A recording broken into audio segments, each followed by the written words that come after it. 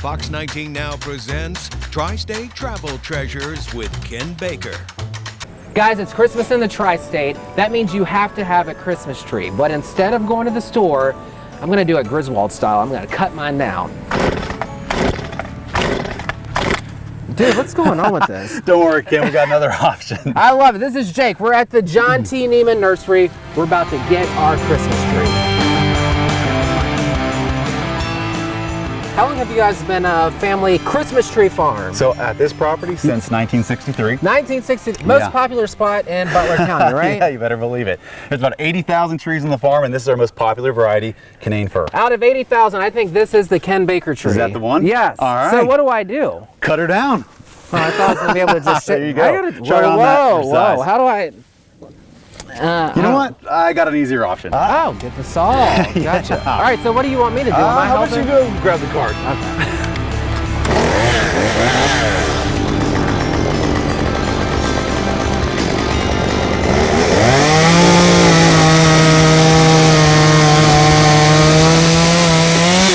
Ho, ho, the mistletoe hung where you can see. Perfect. Somebody. Oh, I was singing a little Christmas tune. All right. Somebody waits for you. All right. Grab that in. Dude, I don't know if I have this message strong enough. I think you can do it. Oh, that's easy. All right, let's boom. go. Are you gonna sing a Christmas song? Of course. Have a holly jolly Christmas. All right. Can we just jump in here? Yep. All right.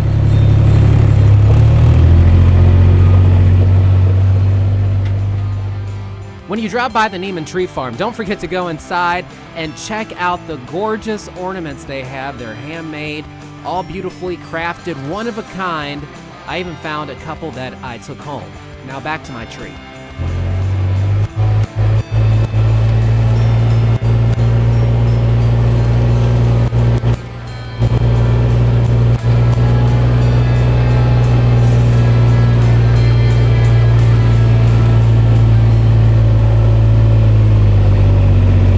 Do you guys have wreaths or anything like that? We sure do. Where do I find it? How about I show you inside? Yes. I'll introduce you to the guy who makes them.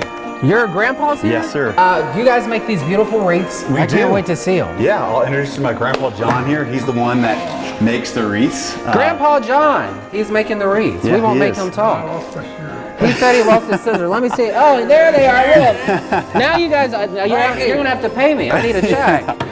So he's been doing it his whole life. He makes all the wreaths here fresh on the farm How every old day. is Grandpa? All fresh green. He probably wouldn't want to say. He doesn't want to say. He's been doing it forever. You've been doing this for quite some time. Yeah. What's it like? I know you don't live in the area, but you come back because this is so important to your family. And then what you guys do here is so important for Christmas for families in Butler County. What's that feeling? Yeah, so I basically grew up here from Butler County, from Ross, and I moved out of town. I live in Charlotte, North Carolina now, but I come home for 3 weeks every year just to be around the family and the magic that this farm really represents. Families come back every year, and I have to be part of that. When you were younger, like what was it this big, or has it just grown, or what's it been like? It's grown a ton over the last few years, over the last, 20, 30 years. It keeps getting bigger every year. Grandma trained him. Grandma trained them, they said. She sure did. Yep, she taught me everything I know about trees, and yeah, it's been growing ever since. We have thousands of families that come every year. It's quite a tradition. Do you guys get out there, I guess, in the summer and start? Well, obviously we saw that there were baby trees out there. Yeah. What's the process of getting them to big old Christmas trees? Yeah, it's a full-time job. My uncle and grandpa are out here every single day, 7 days a week. They plant the trees in the spring. They water them throughout the summer. It takes 8 to 10 years to get them up to a saleable size. I like it. Each hand trimmed. It's quite a process. What is something that people would be surprised to know about running a Christmas tree farm? Because I think for city folks like me, it's like go out there, drop the tree in, and it's done. Yeah. You got to be prepared to work. A lot of people think trees just kind of come up and you don't have to do anything with them. They take a lot of meticulous care. It's not just mowing and weed eating around them. A lot of time. It takes a lot just to know how to trim them properly so they grow into that triangular shape. A lot goes into it. I kind of like it. Tom, let's get in here and look at it. Oh, I'm dropping stuff. Tom, come look at he's right. So You're as bad as I am. Yeah, I know. I'm just He talked about the meticulous care. Look at Grandpa, keep working. Let's see, like he's laying these hands by hands. How many these branches do you think he's going to throw into a wreath? There's a few hundred in that wreath ring, and he makes a few thousand wreaths every season. So holy cow. Yeah, he's in here from 7 o'clock in the morning until 10 o'clock at night, just working away. I like it. I know you guys are busy. You don't need the advertising, but if someone's watching this, maybe in California, I don't know, they could watch this in China or something. How do we find you? What's your all's address and all that good stuff? JohnNeimanNursery.com. We're open every day starting the week after, or the week before Thanksgiving. Open pretty much 10 a.m. until dark if you want to go out in the fields. I'm sure you guys are so busy, people start calling right after Christmas, like, I'm ready for my next one. It's earlier every year, that's right. People want them before Halloween, but not yet. Not doing that early yet. I like talking to you, but I'm ready to get my tree. You think it's ready? Yeah, I think we're all set up outside. Let's go get it. All right, you're all set. All set. Merry Christmas. Merry Christmas. Thanks, man. Absolutely.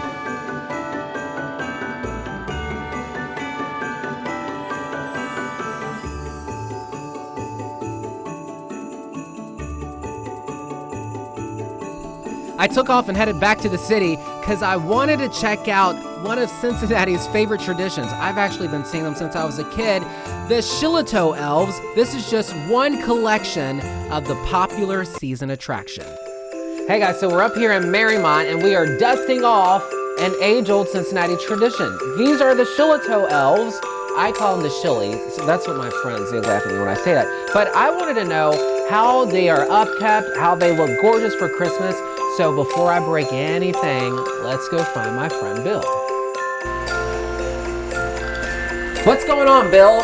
Good to see you. Thanks for coming out. So folks at home, Bill owns the Shillies. Well, is it okay if I call them the Shillies? They're the Shilo Elves. I don't know. Absolutely. That's good. Yes. Bill Spin and Weather. How did you come up with the Shillies? How did they come into your possession? Sure. Back in 2005, I had gone to see them when they were at the Dent Schoolhouse, and they were run by a couple Boy Scout troops. And on the way out, I just casually said, if you were to ever sell them, let me know. And they said they were actually selling them at the end of the year. So I was able to purchase them in the January of 2006. And here we are in Marymount.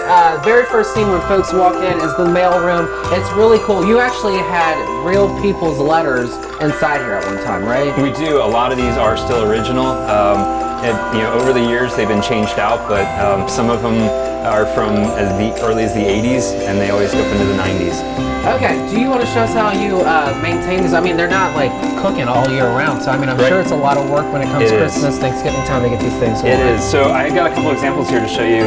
This is a gentleman from the mailroom. As you can see, all the clothing is handmade. Nothing is in this size. So we go ahead and we make all these from scratch.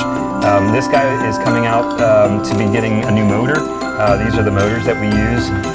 They're all rated different speeds, so as these turn, they go in different increments, like of 5 to 25 to 60 times per minute. And depending on the animation, we put in the motor that's appropriate. And to kind of show you some of the gearing, the folks who built these, which were Cincinnati folks, it was built by Cincinnatians for Cincinnati in 1979. Oh, wow. And this kind of shows some of the amateurs that are in the set that allow the elves to move. And if you see if a motor were to push it, they would move. So it would be doing it would be something of that nature, yeah. So a lot of these still have the old pieces, the original pieces. Absolutely. Is that hard to maintain, or are they old faithful and they're very well built. The folks who built this built them to last. It was all made out of metal and wood. There's no plastic. It's just really stout. That's super cool. Let's move over to this side. What do we got here? So again, this is some examples of the clothing that we make from scratch. This guy was in the front window for a couple years, and over the seasons he's faded. So we're going to be making some new clothing for him. This is an example of a backpack that he'll be wearing. As you can see, all the detail work that goes into it. So that's kind of an example of some of the outfits that we make. And this is another gentleman. He will probably have his clothing washed and redressed this year as another example. Well, underneath they're just like spongy, right? It's just like cotton cloth batting, like you would have in a pillow. And then you're trying to incorporate new technology, exactly. Of course. Yeah, so as you go around the scenes, you'll see that some of them pause for a minute, and that's caused by these gears with separate motors, and there'd be a relay that would click them on and off. And this is an example of one that would be on and off about the same amount of time. And then we've got another one down here that you can see maybe would be on for a little bit longer and then off for a little bit less. And these would be hand cut out depending on what type of motion that the the designer wanted. And going forward from there, we've gotten into more of an electronic state of a way of controlling them with electronics. And this was another thing I was going to show. This we removed and made electronic with new technology, but this is what actually controlled the globe and the lights that would go around for the Santa tracking. And as this bar would go around in a circle, it would make contact with all these screws, and these screws would light up individual bulbs from, you know, the 5th bulb, the 10th bulb, the 25th bulb, and so on and so forth. Click, click, click, click. And then I was amazed by this. This is fake. You guys made this. It wasn't me. This is the talent of 79. Cardboard. This is all cardboard. They used different types of paints and additives to make it look real. So some of the wood in the barn is real, and some of it is this. So you can kind of come to the display, and you can try to figure out which is real and what's not.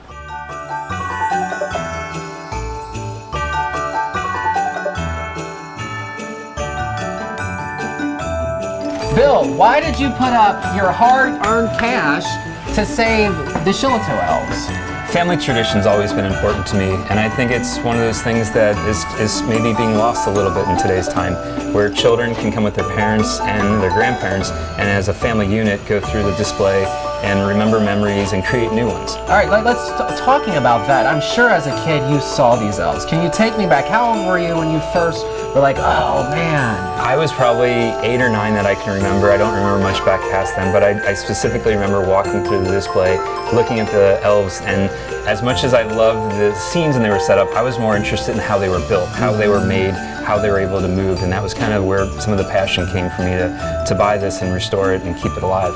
What's next for the Shilies? Like, what are you gonna do?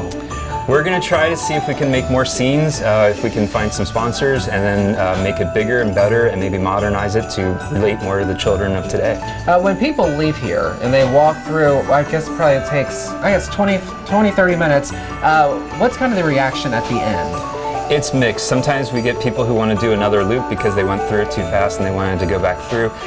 The older folks have come out crying, and then there's occasionally there's a couple kids that will go running out screaming. So it's not common, but sometimes these elves are a little scary for younger children. But for the most part, it's always thank you for saving them. These bring back memories. Sometimes the line gets held up because people are trying to tell us about their memories, and it's really touching to hear that. After hanging out with the Shilies, I headed to Forest Park because I needed an ornament to go on my tree. Hey guys, so are you ready to make your Christmas ornament?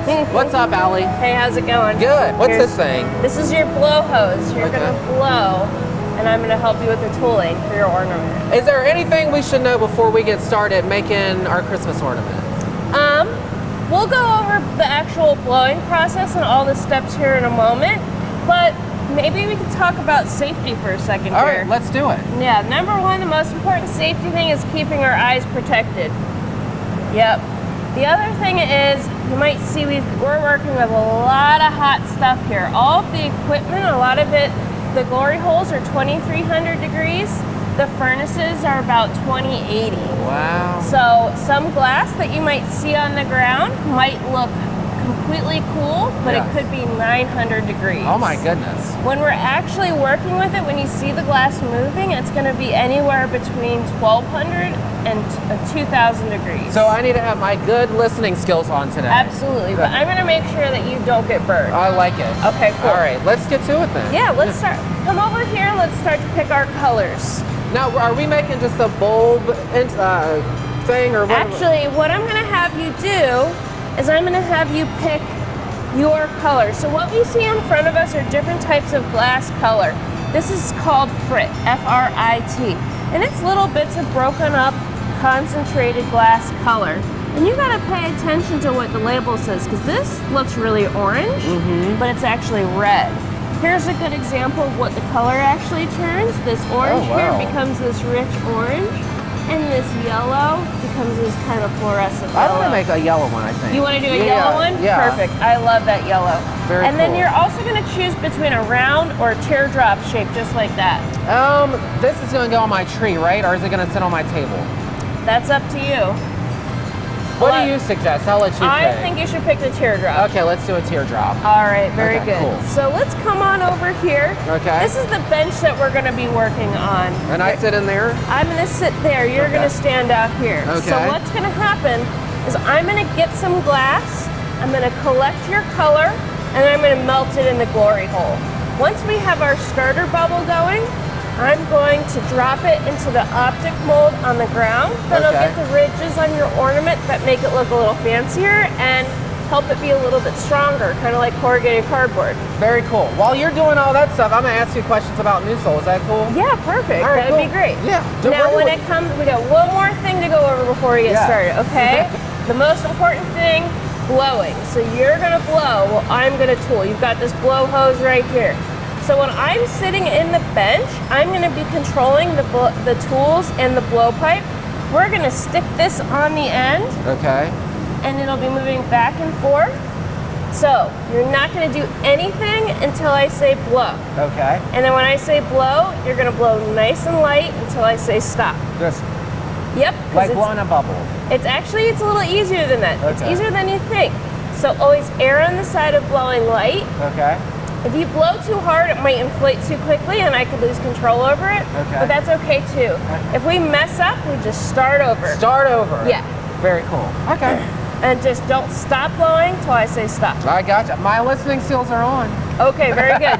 Then you can walk with me and ask me questions and I'll tell you if you're in the way. Very cool. All right, cool. All right. So we're gonna start with this blowpipe.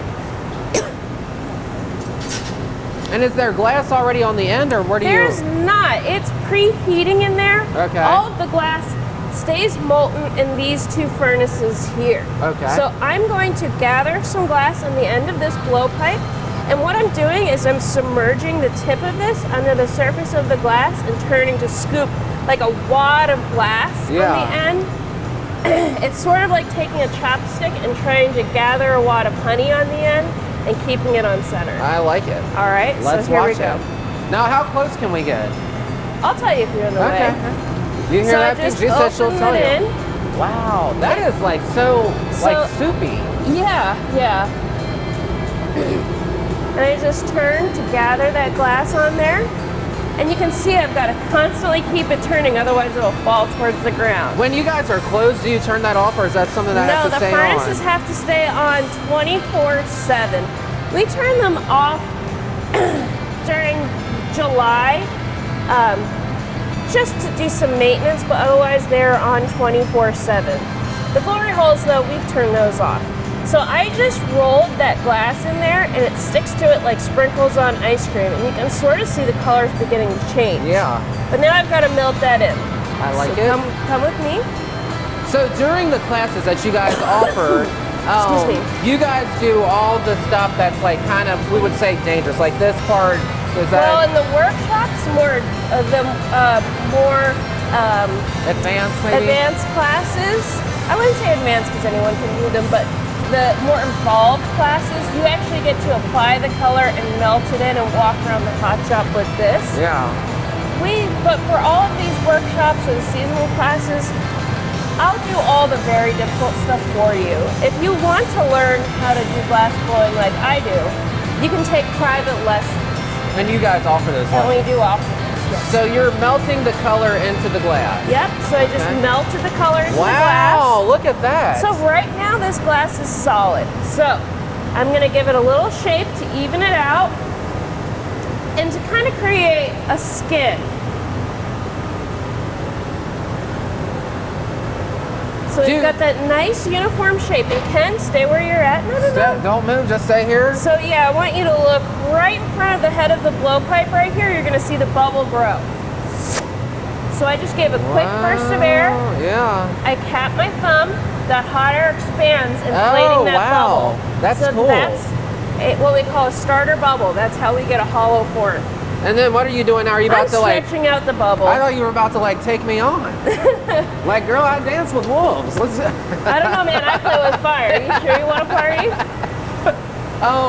What's something about glass blowing that people don't know? How long has it taken you to get to this expert level? I'm not an expert yet.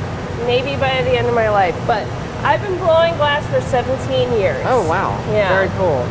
Are there people in the community who come a lot where they kind of like basically kind of blend in with you guys because they've been around so long, or? We do have people who are hobbyists that come in and rent regularly. Yeah, very cool. So I'm heating this up. I've got to put the ridges in this. So I'm going to go into the optic mold on the ground here in a second. But you can see as it's moving faster and faster as it heats up. It seems like it's elongating too. Is that really? No, but it might be a little bit if I'm not turning properly. There's a lot of factors involved.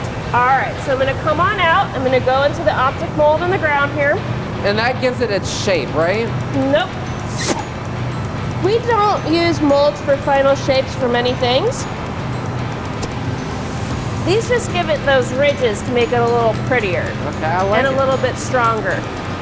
All right, Ken, are you ready to blow? I'm ready to blow. So I'm gonna give this a little heat and I'm gonna sit, nope, stay where you're at. Right here? Like what Caitlin did before, yep. And then I always heard that you can't inhale in glass blowing. Is that true? So there are projects that we actually do inhale with when we're collapsing a bubble. And believe it or not, the air is not hot. It will not burn you if you inhale. But if you inhale while we're making this, it'll mess it up. Okay, I am gonna just blow. And you said blow just lightly, right? So yep, so we're gonna stick this on the end, and I don't want you to start blowing till I say blow. So for our teardrop, I'm just taking the tweezers and I'm pulling a little nub on the end. And now blow. And I'm using our jacks to create our constriction line. We'll blow a little harder.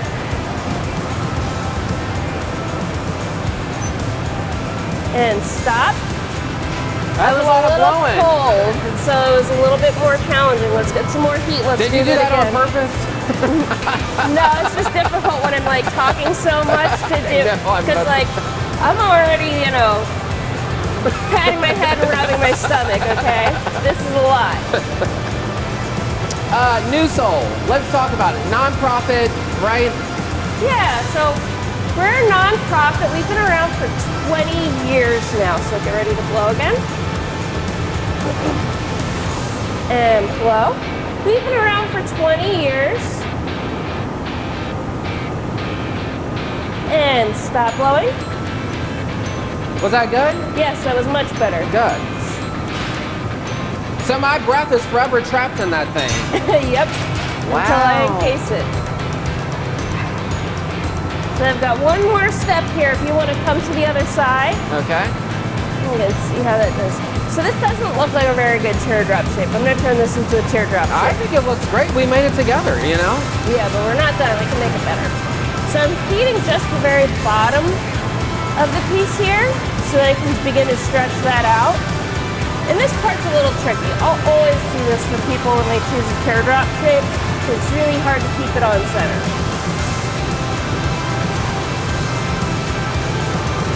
And I've got to maintain the temperature of the entire piece.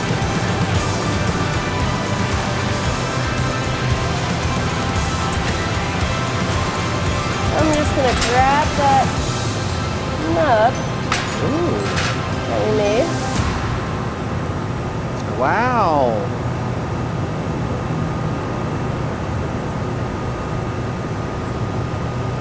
And then I've got to actually trim that little part off. Sometimes we use a little blowtorch. Like that just gets it a little finer, right? Well, I just broke that little nub on the end off, so it was sharp. And I'm just using the flame here to make sure that it was nice and fire polished. And this is where I'm going to break it off, so I'm torching it a little bit right now. Now, I think we're ready to go ahead and do the top part of our ornament. So if you want to meet me on the other side of that wooden cart. Right here? Yep, I'm going to come, yep, and you stay right there. So, I'm going to kill the jack-o'-lantern that we made. And in order to have this come off, I'm just going to bonk, and I've got to get a separate bit for the hook.